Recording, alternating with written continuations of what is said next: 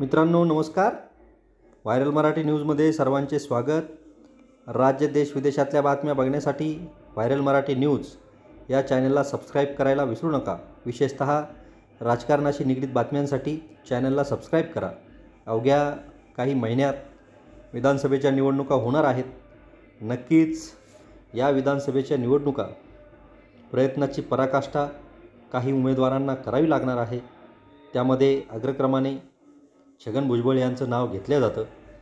नक्कीच छगन भुजबळ हे यावेळेस पराभूत होणार का की परत निवडून येणार हा येणारा काळ ठरवणार आहे. छगन भुजबळ हे अतिशय जवळचे नेते शरद पवार यांचे होते. अतिशय जवळीक शरद पवार यांच्याशी त्यांची होती. पक्षफुटीनंतर छगन भुजबळ व हसन मुश्रीफ असे पहिल्या फळीतले नेते शरद पवार यांना सोडून गेले आणि ती सल कुठेतरी शरद पवार यांच्या मनामध्ये नक्कीच आहे. अजित पवार यांच्यासोबत छगन भुजबळ गेले. मंत्रिमंडळात त्यांचा समावेश करण्यात आला.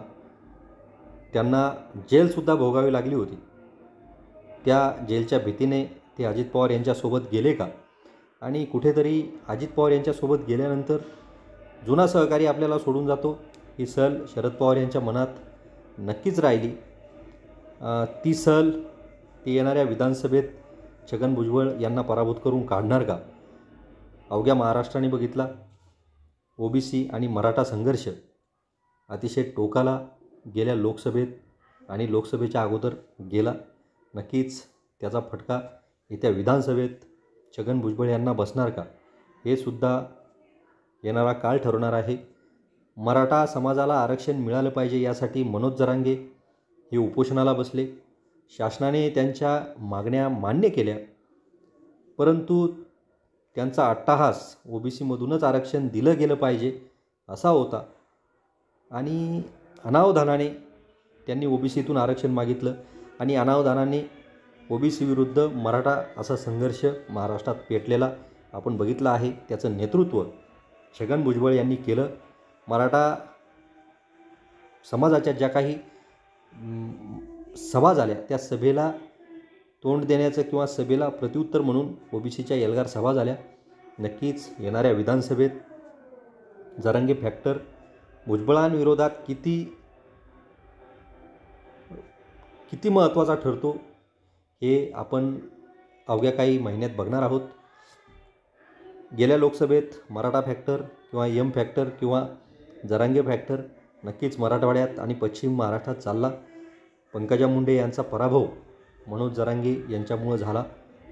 पंकजा मुंडे अवघ्या 6,000 मतांनी पराभूत झाल्या. बजरंग बाप्पा सोनवणे विजयी झाले. तसाच पराभव छगन भुजबळ यांचासुद्धा होणार का? छगन भुजबळ हे काही राजकीय मंडळी म्हणतात छगन भुजबळ हे पराभवाच्या छायेत आहेत. नक्कीच 4 वेळेस ते या मतदारसंघाचं प्रतिनिधित्व त्यांनी केलं आहे. अमृता पवार हा उमेदवार छगन भुजबळ यांच्या विरोधात शरद पवार ठरवत आहेत किंवा देण्याचं त्यांनी निश्चित केलं आहे. अमृता पवार तशा भाजपच्या, परंतु अतिशय दांडगा जनसंपर्क त्यांचा आहे. मराठा समाजातून त्या येतात. त्या भाजप सोडून हाती तुतारी घेणार हे राजकीय विश्लेषक सांगत आहेत. मतदारसंघात त्या फिरत आहेत. नक्कीच मराठा विरुद्ध ओबीसी असा संघर्ष जर या मतदारसंघात झाला तर अमृता पवार छगन भुजबळ यांना पराभूत करतील का हा सुद्धा नक्कीच येणारा काळ ठरवणार आहे. अमृता पवार छगन भुजबळ यांना पराभूत करतील का? मित्रांनो तुम्हाला काय वाटतं? छगन भुजबळ हे नक्कीच ओबीसीचे नेते आहेत. ते यावेळेस पराभूत होतील का? मराठा समाज त्यांना सहकार्य करेल का? मराठा समाजाने त्यांना जर सहकार्य नाही केलं तर मराठा समाज अमृता पवार यांच्या पाठीमागे उभे राहील का? आणि आपला जुना सहकारी आपल्याला सोडून गेला या गोष्टीची सल शरद पवार यांच्या मनामध्ये नक्कीच असणार आहे.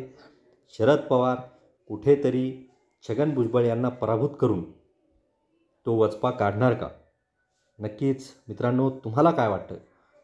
येणाऱ्या विधानसभेमध्ये छगन भुजबळ यांचा पराभव शरद पवार यांनी दिलेला उमेदवार करेल की छगन भुजबळ परत एकदा बाजी मारतील तुमच्या प्रतिक्रिया कमेंटद्वारे कळवा आणि मराठा विरुद्ध OBC या संघर्षाचं नेतृत्व छगन भुजबळ यांनी केलं होतं.